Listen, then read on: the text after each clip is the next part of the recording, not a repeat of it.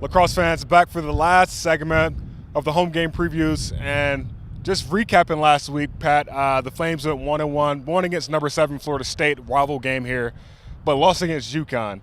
But going into this midnight game this weekend, how can they build from last week's win as well as their loss? Well, I think it's a kind of a bit of a high and low tale of two cities, really, because I mean, you saw Friday night they were clicking on all cylinders, and like as we talked on before previewing UConn, like the pieces were starting to come together. Yeah. It looked like when they played UConn, when at the start of the game they looked like they were going to roll. They scored 2 goals in the opening 3 minutes, and then like things kind of sputtered out, and UConn did an excellent job like limiting the production of Liberty's attack. So I think how they can take away things from both games, like realize like, okay, guys, we are talented enough. We are there. We've proven we can play with the best. I mean, we've shown it not only against UConn, who's number 17, but in Colorado against number 5 and number 10. It's just a matter of finally playing consistently and putting it together. So, I mean, I think that's going to be the level of, I think, the message kind of this weekend. Guys, we got to play more consistent lacrosse, and we got to remember we got to play 60 minutes of lacrosse too,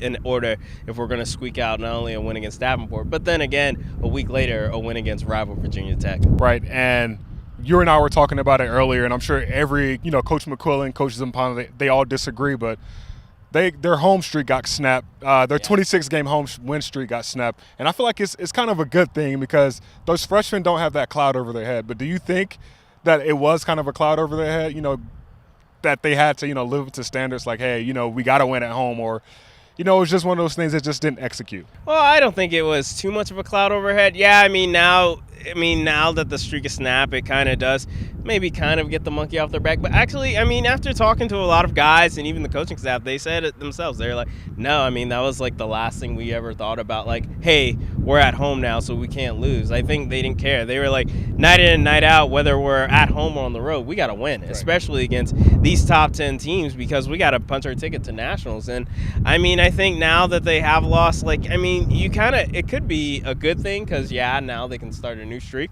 but it could also be a bad thing because they could start a streak going in the wrong way, and it could be their second loss in a row. So, I mean, it's kind of hard to say, but, I mean, I think I personally believe that they should be able to bounce back from it. What do you think they need to do to get back on track, just for Davenport as well as, I mean, the stakes couldn't be any higher. It's a midnight game. Yeah. Last home game of the season. So I'm pretty sure if they're not pumped up for that, I don't know what else would get them pumped. But what do they need to do to, build on last week's loss? Well, I think you kind of hit the nail on the head right there. I mean, if they're not pumped up for the midnight game, then I don't know how they're going to get pumped up for anything else this coming season, because, I mean, it's one of the most exciting games in all the MCLA. So many teams talk about it, and it creates so much buzz across the whole country. So, I mean, a lot of people tune in, and even they pack it out. I mean, they have kids not only on the rafters over here, but even on the other side behind their home bench, and even on the coming field and on the hill behind us. So, I mean, if they can't get hyped for that, it's going to be hard. But the thing that they need to do, really, honestly, you saw in the UConn game, it's the turnovers that really killed them. And, I mean, the unforced errors, that's what really hurt them. Because, I mean, I think, honestly, defensively, and even Coach McQuillan and Zampano felt like defensively we actually played pretty well. It was just the unforced errors, and then eventually the man-up situations that's really got to them, because UConn, they kept starting to get some late, and then they were able to start capitalizing. And then offensively, you got to wonder, like, the shot production has to be a lot better. I mean, they weren't really getting the high-quality shots that we were seeing, and then even a little bit of sloppy passing that we're seeing that led to turnovers and then led to opportunities for UConn. So, I mean, you can clean those things up and play a little bit more of a simpler game for this young team. I think you're going to see a lot of good production come this coming Friday. If fans follow Liberty Club sports, they know Liberty hockey, when they play Davenport, it's a big rival, big game. So do you think that will translate over to lacrosse, or you think it's its own separate deal? It's hard to say. I mean, the Flames have only played Davenport Panthers once, and they played him here on this field, and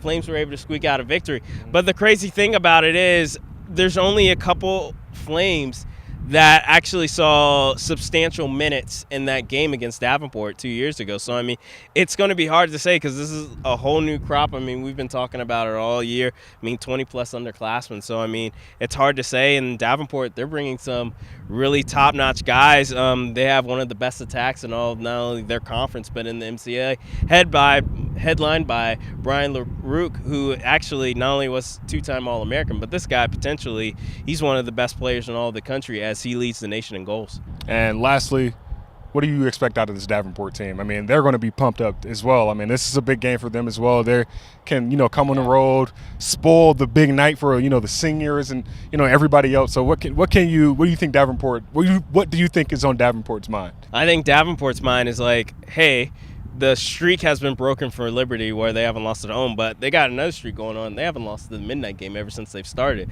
Yeah. So Davenport's thinking like, hey, not only could we break that streak, but also we want a little revenge. Last time we played them on that field, we lost.